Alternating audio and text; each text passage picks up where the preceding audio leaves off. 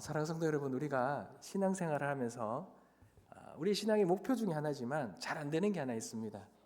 그게 바로 죽는 겁니다. 우리 육신에 죽는 것을 말하는 것이 아니라 우리가 지금 살아가고 있지만 우리가 죽는 것은 언젠가는 한번 죽잖아요. 근데 우리가 이 내 자아죠. 이 내 자아가 죽는 게 참 안 됩니다. 우리가 주님 만나고 나면 첫 번째로 일어나는 사건은 내가 죽고 제가 주님 안에서 새로 살아가는 거죠. 여러분, 세례가 뭡니까? 세례는 우리가 물에 한번 담궈지잖아요. 우리가 육신의 옛 자아, 옛 죄된 모습으로, 내가 주인된 모습으로 살아가던 삶에서 죽고 이제 내가 예수 그리스도 안에서 새롭게 그것도 새롭게 태어났다라는 의미가, 그걸 이제 가시적으로 눈에 보이는 신앙 고백이 이제 세례입니다. 그러다 보니 우리는 우리의 이 자아가 죽는 경험이 있어야 돼요. 구원이라는 건 그거죠. 우리가 죽고 주님이 우리를 살리시는 그것이 구원인데, 이 죽는다라는 것이 잘 안 된다라는 거예요. 여러분, 오늘 우리가 읽었던 이 말씀도 우리가 너무 중요한 말씀이잖아요. 너무 잘 아는 말씀인데 이 말씀의 핵심도 그렇습니다. 내가 그리스도와 함께 죽었다. 19절에는 율법으로 내가 죽었다. 그리고 내가 그리스도와 함께해서 죽었다 그러는데, 여러분, 정말 우리가 주님 안에서 율법 안에서 죽었습니까? 우리가 죽었냐 안 죽었느냐 알 수 있는 방법은요, 하나가 있습니다. 여러분, 내 안에 의가 있으면 나는 아직 안 죽은 거예요. 내가 다른 사람과 어떤 무언가를 가지고 다른 사람을 정죄하거나 내가 조금 더 좀 낫다, 의롭다 생각하면 아직 안 죽은 거죠. 왜? 우리는 율법 안에서 다 죽었는데 오히려 그 율법을 통하여 우리의 의가 높아지고 우리가 의가 드러난다는 것은 아직 안 죽었다는 거예요. 우리가 정말 죽었으면 그러한 말조차 할 수 없다는 거죠. 그런데 쉽게 죽지 않는다라는 거죠.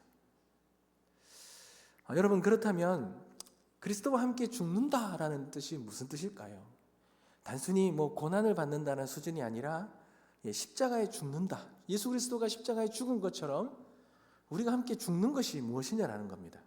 이 의미를 우리가 깨닫는 것, 제대로 알고 있느냐, 우리가 그리스도와 함께 진짜 죽었느냐, 이 의미를 우리가 알 때에 우리의 믿음의 새로운 또 장이 열리리라. 그리고 우리가 새롭게 제대로 된 복음을 받들고 믿음으로 살아갈 수 있으리라 믿습니다. 여러분, 죽음은 그렇습니다. 모든 생명력이 다 끝난 거잖아요. 죽었다라는 말은 그 안에는 이제 끝입니다. 절망입니다. 어떤 생명이라도, 그 어떤 생명의 작은 것이라도 존재하지 않는 것이 죽음이죠. 그러니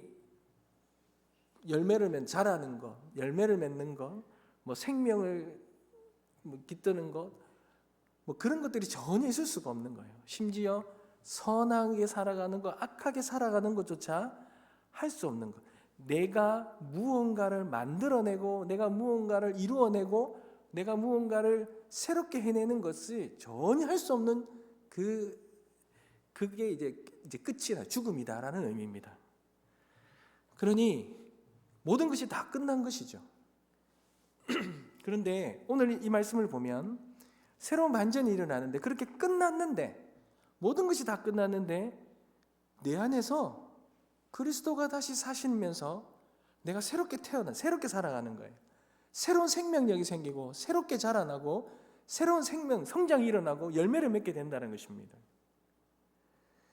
그리스도가 나를 통해서 사시는 것이다.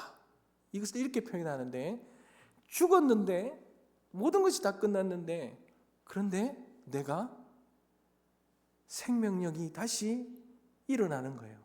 내가 열매가 자라고 열매가 맺혀지고 죽은 우리에게 생명력이 깃든다라는 거죠. 사랑하는 성도 여러분, 이 말이 무슨 의미겠습니까? 이 말이 어떤 의미겠습니까? 조금 힌트를 주는 찬양이 하나 있는데요.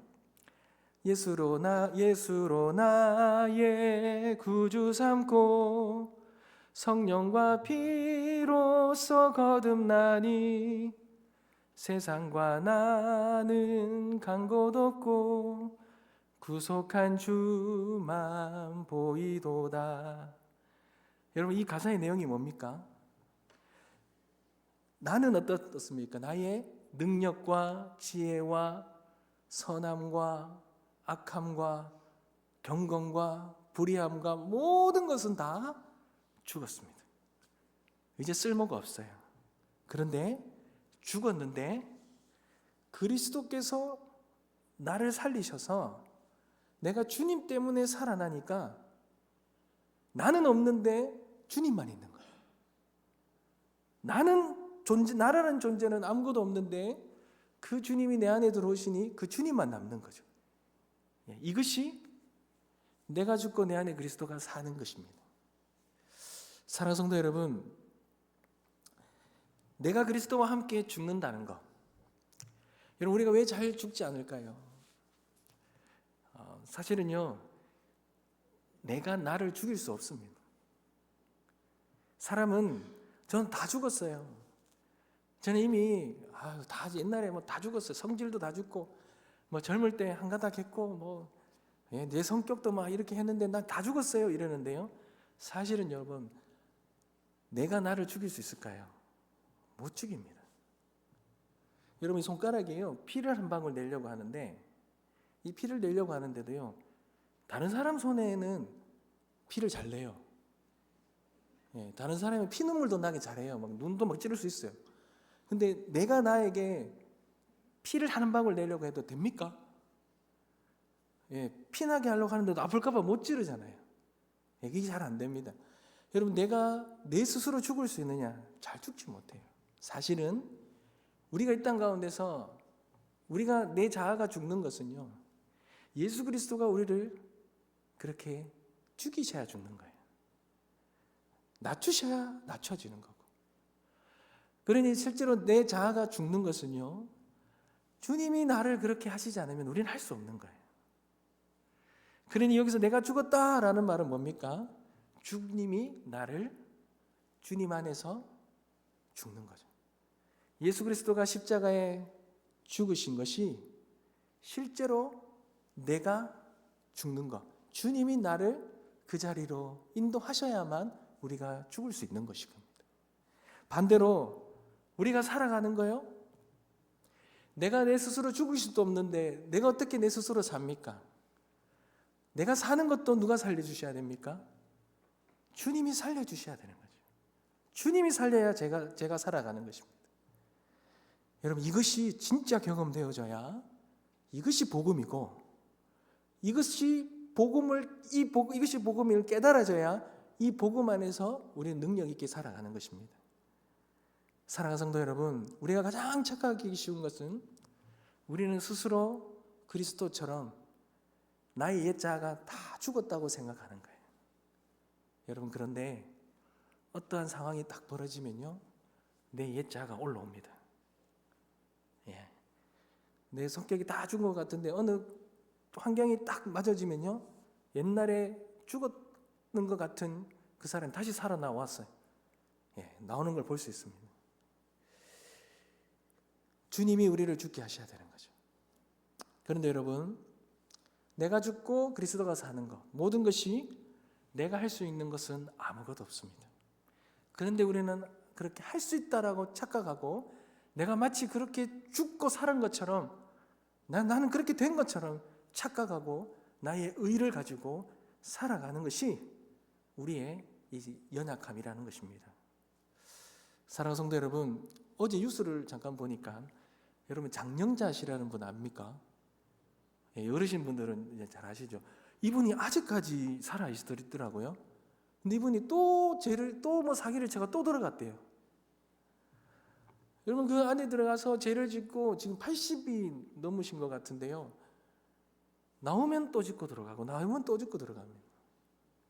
사람이 우리가 회심했다고 하지만 정말 주님이 우리를 그렇게 십자가에 못 박히지 않으시면 우리는 우리 스스로 절대로 죽고 주님 앞에서 새로워질 수 없다라는 것, 그러한 존재라는 겁니다. 그러면 여러분, 우리는 어떻게 해야 그리스도와 함께 죽고 다시 살 수 있겠습니까? 이것에 대한 답을 보여주는 구절이 요한복음 15장에 나오는 이 포도나무의 비밀입니다. 여러분, 우리 주님은 포도나무시죠.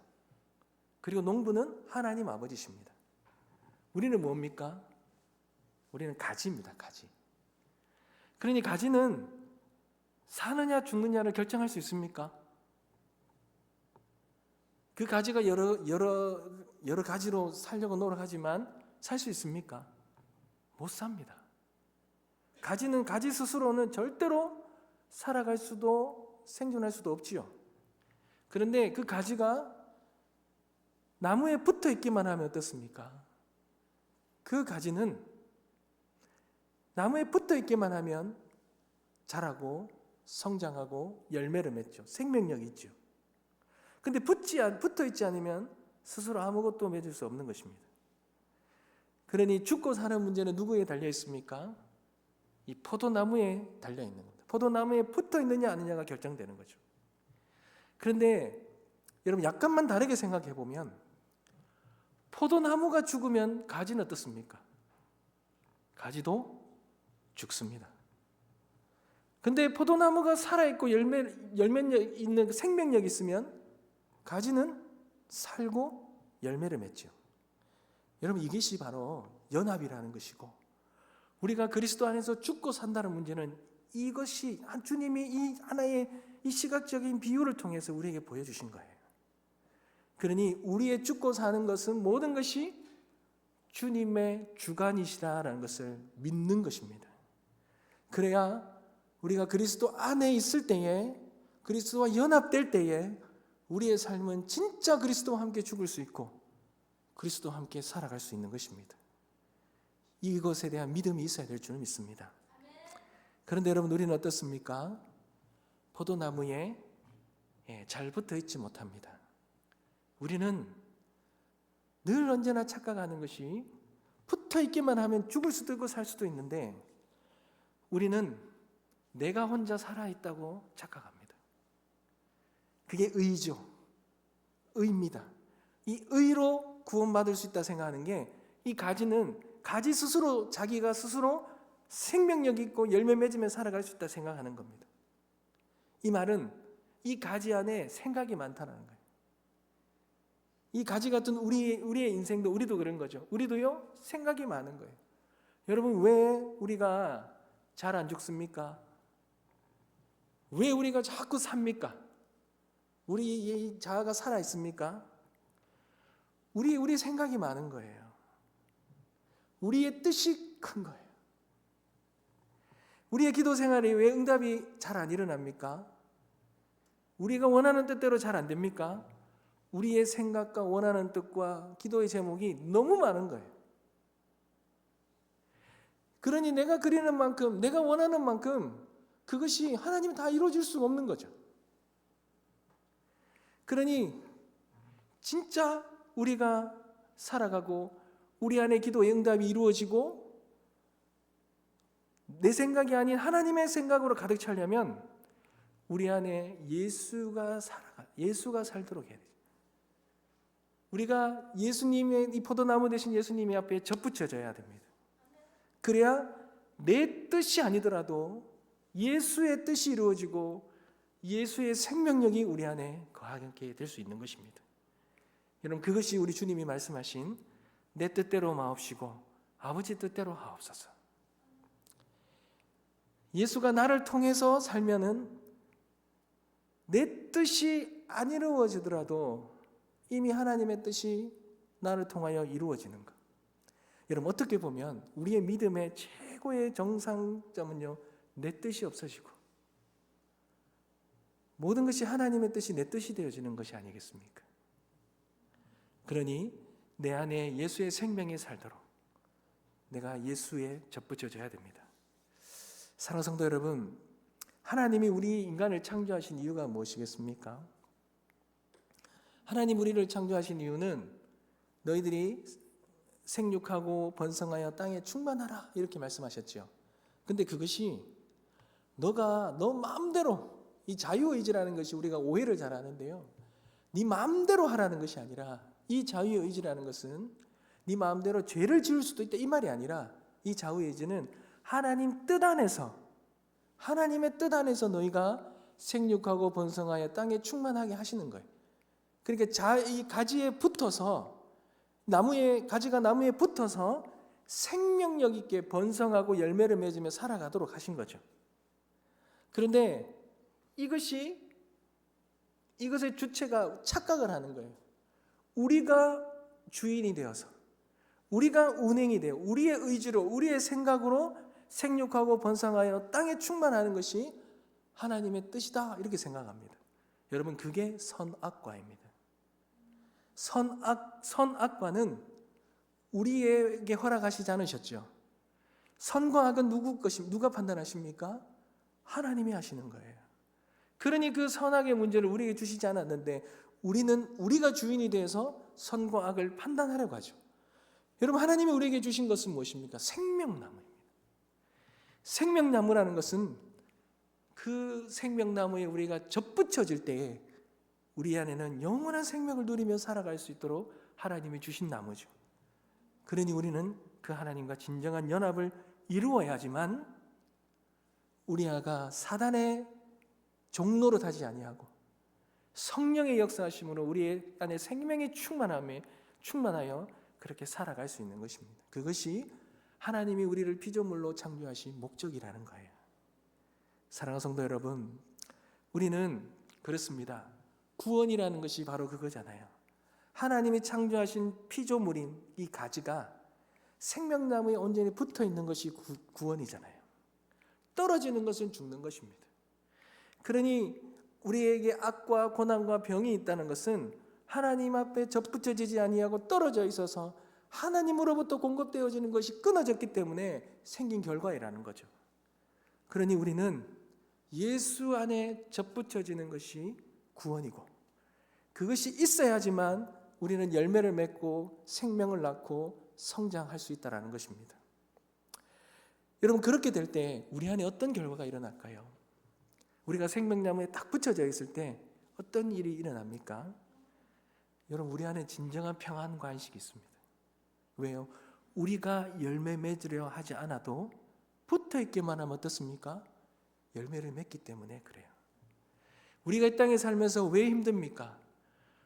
우리에게는 능력도 없고 자질도 없는데 무언가 의를 이루어내려니 힘들죠. 얼마나 힘든지 모릅니다. 우리에게는 생명이 없는데 생명을 낳게 하려니 너무나 힘들잖아요. 그런데 우리가 주님과 다 연합이 이루어지기만 한다면 주님이 하시죠. 주님이 하시니 우리 안에는 진정한 평안과 쉼이 있는 것입니다. 여러분, 비행기를 탔는데 아니면 기차를 탔는데 늦었어요. 이 도착할 시간이 늦었어요. 그래서 여러분, 비행기 안에서, 기차 안에서 뛴다고 빨리 도착합니까? 아니죠. 비행기와 기차는 어떻습니까? 우리가 거기에 몸만 실으면 목적지까지 그냥 안내해 주잖아요. 마찬가지입니다. 여러분, 우리 인생에는 우리가 주님과 접붙여져 있음으로 인해서 우리가 이루어가는 것이 아니라 하나님이 이루어 가시는데, 우리가 그것을 알고 깨닫게 되었을 때 우리 안에 주시는 것은 진정한 평안과 안식이라는 거예요. 그런데 우리는 이 세상에 주는 이 거짓됨으로 우리는 다 속아서 우리가 무언가를 해낼 수 있을 것이라고 착각하게 만들어 우리는 믿음도 신앙도 하나님도 우리가 만들어낼 수 있고, 우리가 우리의 뜻대로 움직일 수 있고, 우리가 우리의 그 원하는 대로 방향으로 바꿀 수 있다고 착각하고 그렇게 만들어 간다는 거예요. 그러니 우리의 이 신앙의 삶이 고되고 힘들고 어려운 부분이 바로 여기 있는 것입니다. 여러분, 세상에요, 정말 귀하고 복된 것은 다 하나님이 선물로 주셨습니다. 생명도 공기도 햇빛도 빛도, 이 소중한 것은 없으면 사람이 살지 못하는 것은 하나님이 다 주셨습니다. 여러분, 구원도 우리에게 그저 선물로 주셔야 하는 이유가 우리가 그것을 노력으로 이룰 수 없기 때문에 그래요. 성경에 보십시오. 야곱도 아브라함도 자신이 노력해서 얻은 게 있습니까? 하나님이 약속해 주셨고 언약에 따라 하나님이 다 하셨잖아요. 여러분, 우리가 성경을 보면서 놓치지 말아야 될 게 그겁니다. 이삭도 은혜로 아버지가 판 우물을 공짜로 다 받지 않습니까? 야곱은 노력하면 노력하는데 생고생만 하죠. 요셉도 노력으로 그의 계획대로 총리가 된 게 아니라 하나님이 그 요셉의 삶을 인도하셔서 총리로 만드셨잖아요. 그러니 성경에서 일어나는 일들을 다 가만히 보면 다 공짜로 이루어집니다. 내 능력으로 되는 것이 아니라 하나님의 선물과 약속으로, 하나님의 열심으로 다 되어지는 것이죠. 여러분, 그것이 바로 이제 은혜라는 것입니다.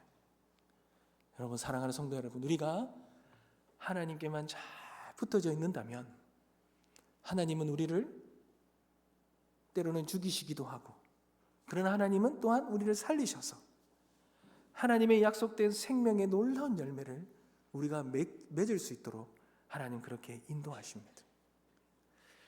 여러분, 저는 목회를 하면서 뿐만 아니라 이렇게 하나의 이 믿고 싶지 않지만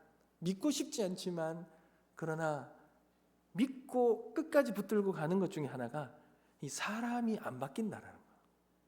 사람이 잘 안 바뀌잖아요. 그러나 하나님이 역사하시고 복음 안에서는 사람도 바뀔 수 있다라는 믿음을 가지고 갑니다. 여러분이 권사님, 지사님도 계시지만 남편이 잘 바뀝니까?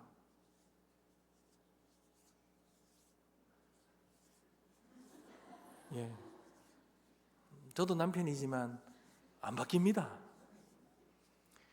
저도 저희 어머님한테 항상 하는 말이, 저희 아버님이 이제 85이 되는데, 어머니 이제 그만 이제 포기하실 때도 됐는데 아버지 안 바뀌십니다.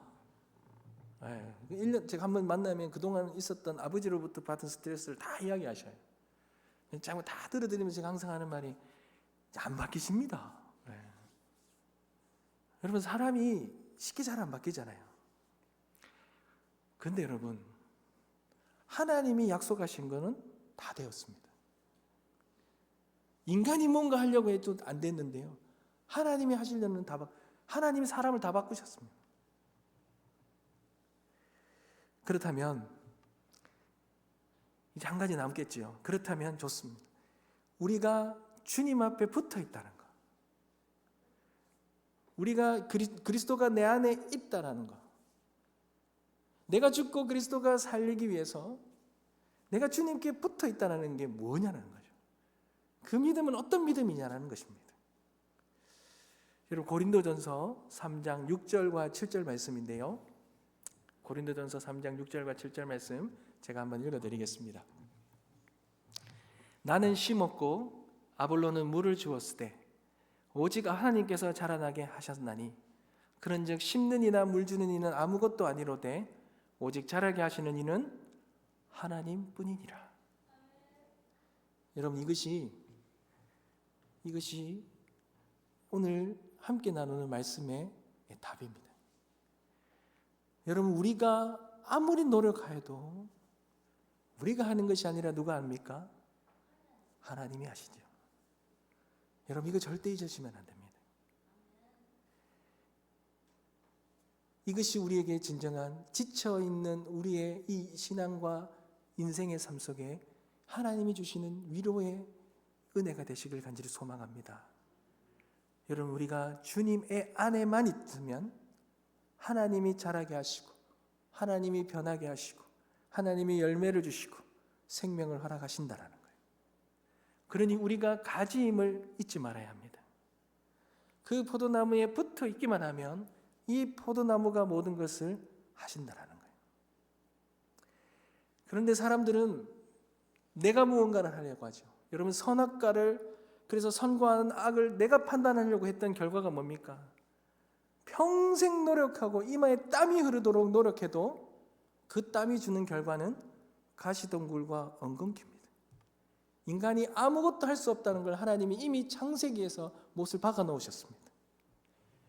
그러니 우리 인생에서 우리가 무언가 주체가 되어서 무언가를 해내려고 하고 무언가를 이루어내려고 하는데 그 모든 것들은 이미 다 가시덤불과 엉겅퀴라는 것을 하나님의 성경을 통해서 말씀해 주셨습니다. 그게 바벨탑으로 바벨탑으로 드러났죠. 그러니 우리는 어떻게 살아가야 됩니까?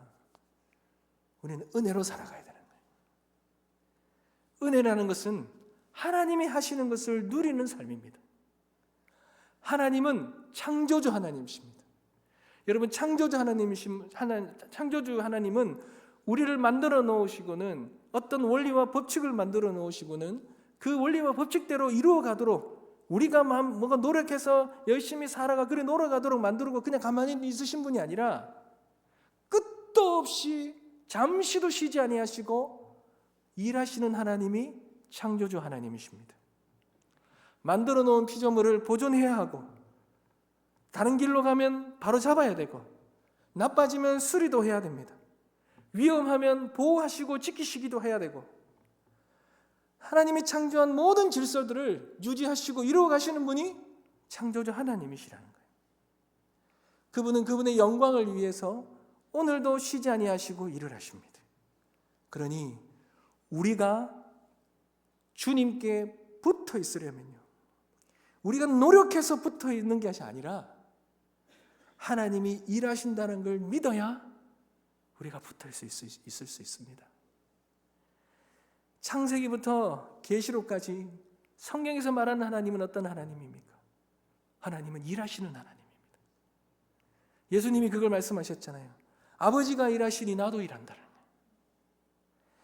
율법주의에 빠진 많은 그리스도인들이 그들은 일하지 않고 그리스도인은 일하지 않고 판사처럼 재판만을 하는 하나님을 알고 있었어요.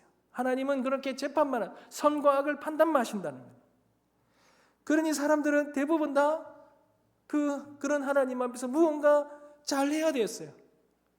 무언가 착한 일을 해야 되고 옳은 일을 해야 되고 다른 사람보다 의로워져야 되고 그래야만 하나님이 칭찬하시고 그러지 못하면 다 벌하실 것 같은 그런 하나님을 믿었어요. 그거는 다 종교 생활인 거예요. 이 세상의 사람들이 믿고 살아가는 종교가 다 그런 종교예요. 예수를 믿는데도 그렇게 신앙생활하는 사람 너무 많은 거예요. 잠시도 쉬지 못하고 내 인생의 모든 것에 내가 주체가 되어서 내가 열매 맺어야 되고 내가 무언가를 잘해야 되고 내가 무언가를 해서 하나님 앞에 칭찬받아야 되고 심지어 구원까지도 내가 이런 훈련을 받고 저런 일을 하고 그렇게 해서 구원까지도 내가 이루어내야 될 것 같은 그런 힘듦 속에서 살아가고 있다는 거예요.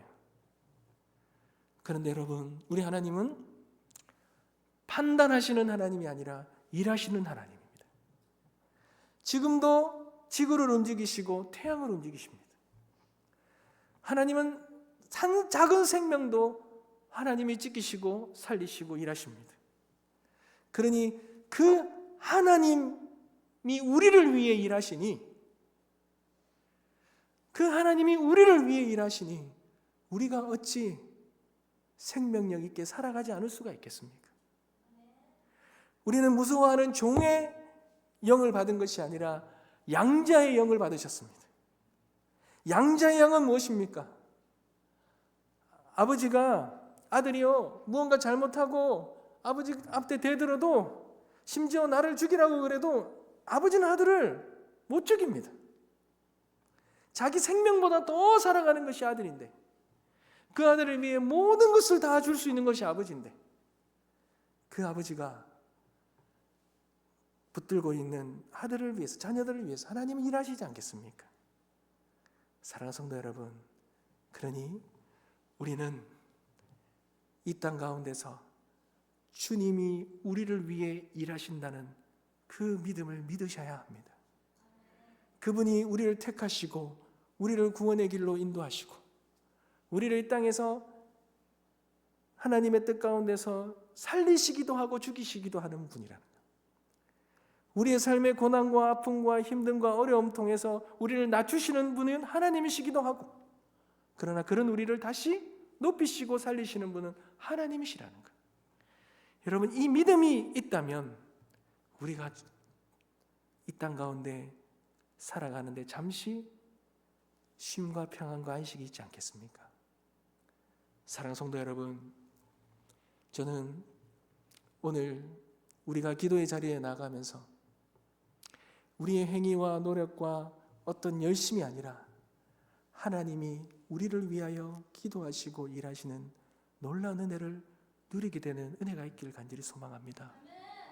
하나님이 우리를 부르시고 우리에게 하나님 놀라운 뜻을 보여주시고 하나님이 그 약속을 이루어 가시겠다고 하는 하나님이 그 일하심의 은혜를 기도 가운데 들으시고 경험하게 되시길 간절히 소망합니다. 여러분, 믿음은 이것을 믿을 때에 그 삶이 우리의 삶 속에 이루어지는 것입니다. 사랑하는 성도 여러분, 오늘 우리는 무능하지만 그 생명력이 있으신 하나님이 우리를 위해 일하시고 우리 안에 역사하심으로 우리가 진정한 은혜와 생명력을 얻는 오늘 이 저녁 시간이 되시길 주님의 이름으로 축복합니다.